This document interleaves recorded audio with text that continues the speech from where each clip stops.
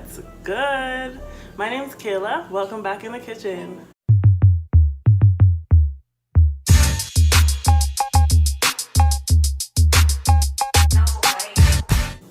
Alright guys, so we are making shepherd's pie today, and it is one of my favorite dishes. It's something that I grew up eating. It's like a childhood favorite.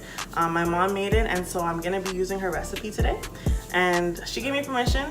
And the reason I need her permission is because she's got some secret ingredients, and I'm so excited I get to share that with everyone today. So guys, what you're gonna need for the dish is, first of all, some ground beef. Now, the classic dish is they use lamb, but I don't like lamb. It tastes like I'm actually eating an animal, and I'd rather it just not taste like that.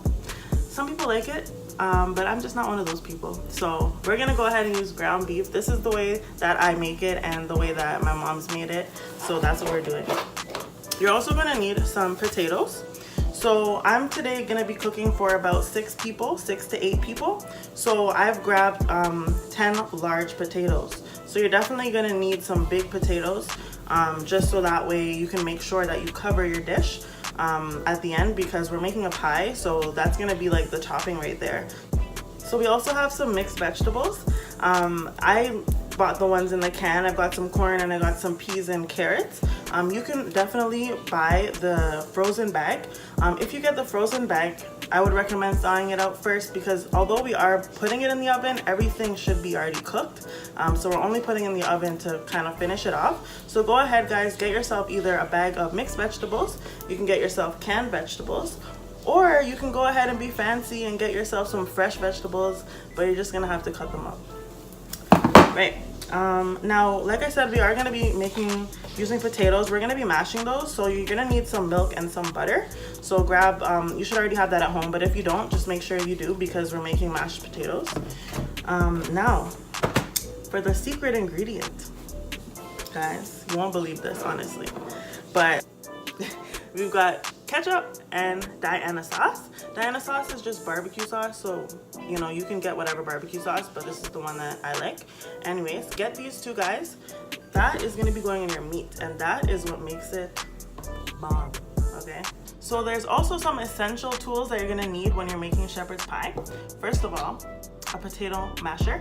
So definitely get your guys one of these, because you're gonna need it for mashing the potatoes. I also have an oven safe dish. So basically you need something that you can put in the oven to bake it in, because we're making a pie at the end of the day. So this is one that I got from the dollar store. It's just a tinfoil oven safe dish. Something really cool is you can also get the little pies. So this is good for kids and stuff, or you can make the big one, doesn't matter. So those are things that you're definitely gonna need. So we're gonna get started. Okay guys, so I'm gonna go ahead and get started. I'm gonna start off by cutting my potatoes. So we're going to peel them, and then we're gonna chop them, and we are gonna put them in some hot water. So right now I already have my boiling water started boiling. You're supposed to use a really big pot because potatoes take up a lot of space, but I don't have a big pot. Not today. So I'm using 2 pots because I'm cutting up a lot of potatoes. And another thing is that's really important, I think. Once you chop them up, you're gonna put them into a bowl with some cold water until you're ready to put them into the boiling water. Or you could also just chop them up and put them right into the boiling water. But you have to be careful, because it does take time to cut the potatoes up, and you don't want to start putting potatoes into the hot water, because you want everything to be done the same time. So when you're cutting up the potatoes, you can grab yourself a plastic bag. It will just save some mess, and you can throw all your peelings in there. Also, you can definitely peel the potato with a potato peeler. I just like using a knife because it's faster. So when you guys are cutting the potatoes, you're gonna want to cut them into quarter pieces. So basically you just slice it in half, and then you can chop it 2 or 3 times depending on how long your potatoes are. So you'll see right there, that's the size that you're looking for. So rinse off your potatoes. Just make sure that your sink is clean, because they're definitely going to be falling over when you pour it out. So yeah, do that. So go ahead, put your stove on high heat. That way your potatoes can boil and they'll be good to go.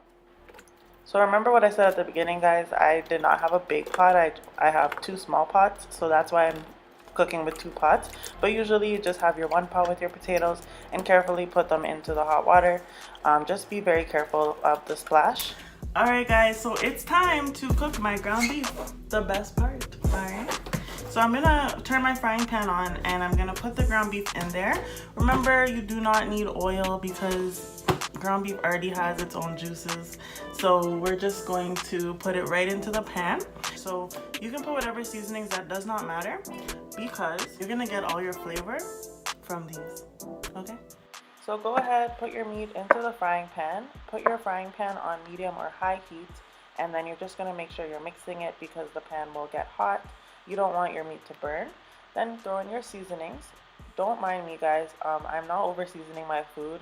It's because the holes on my shakers are really small, so I have to really shake them hard. So I'm not putting more than it looks like, don't worry. So once you added your seasonings, mix it up really good, and then you're going to wait for it to fully cook, meaning that all the red is gone and you only see the brown.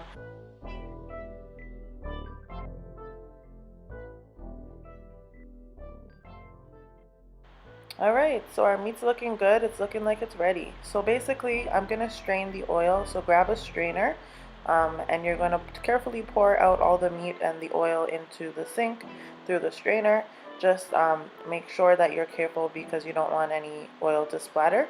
Also, wipe off your pot or pan because you don't want to put it back onto the hot stove and cause a fire. So be very careful. After, pour it back into your frying pan and set the heat on low. Okay guys, it is time for our secret ingredients. So I'm gonna go ahead and put this into our meat. Right now I have the stove at low heat and we're gonna put it in and then we're just gonna stir it up and let it kind of soak in a little bit. And the best part is taste testing the meat. Alright, so it's time for my favorite part. So go ahead guys, squeeze on your sauce, your ketchup and your barbecue sauce, and go ahead and mix it up. You wanna cover all the meat. And then you guys can take a nice sniff because it smells lit. And then after, you guys can taste it. All right. Yo, it's looking so good with the sauce. It's lit. So this is the part where we try out the meat.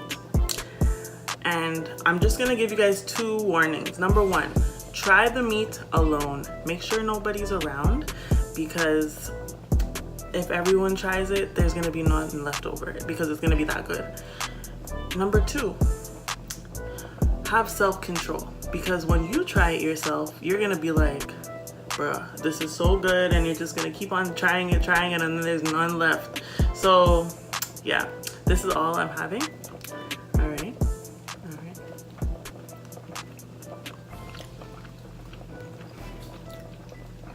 I miss shepherd's pie. Alright guys, so it's been about 15 minutes.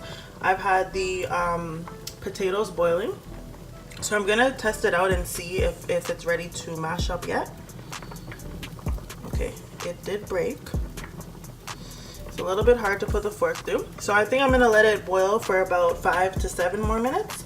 And then once it's ready, I'm gonna test it out again. And once it's ready, I will show you guys how I mash my potatoes. So once your meat's all ready and you've got the sauce on it and everything, you're going to, you can let it sit for a while if you want, or what you can do is actually start to put it into your dishes that you're going to be baking it in, just so that way we can get that over and done with. So I'm going to go ahead and do that. Just one more bite. So go ahead and put your meat into your dishes that you're going to be using to bake it in. I would spread it around the bottom and do the same for the smaller ones. Spread it as much as you can so that way you have a good even amount of meat all over the bottom of the dish. All right, I'm gonna go ahead and throw in my vegetables. So what you're gonna do is kind of just lay them right on top of the meat. It's very simple.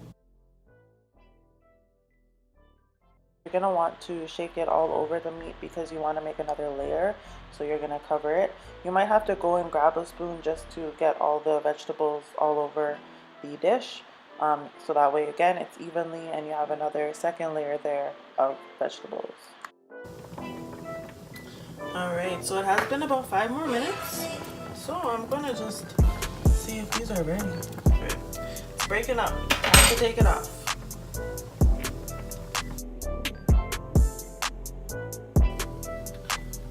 So you can go ahead and preheat your oven till 350.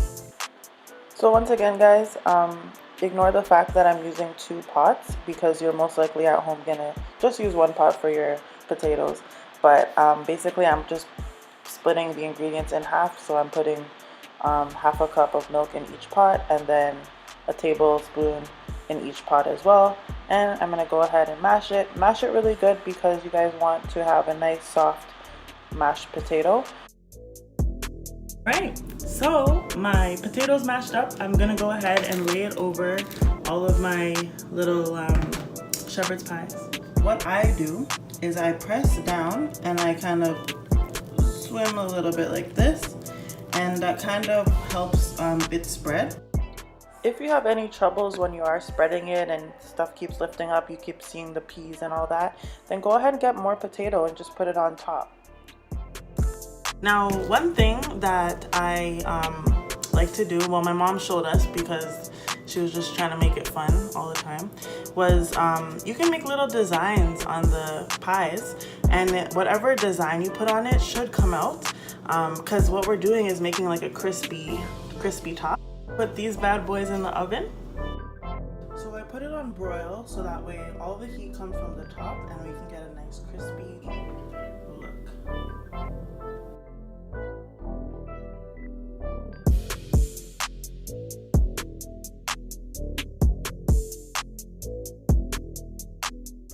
And this is about 5 seconds before I burnt my arm.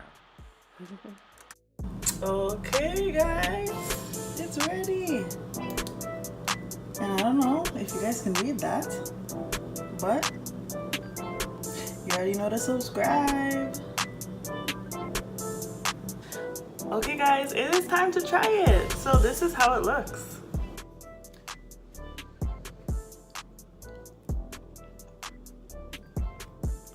It's so good. Alright guys, thanks so much for watching once again. I hope you guys enjoyed the video and definitely try it at home. It's super easy to make. It might take a little while, but honestly, it's worth it. So go ahead, subscribe to the channel. Every week I'm going to be making something and filming it and posting it on YouTube. So I hope you guys enjoy it. And let me know if you have any questions. Again, comment down below if you guys have any ideas that you want to see me make, and I will try and make it. Anyways, I'll see you guys next week. Peace out.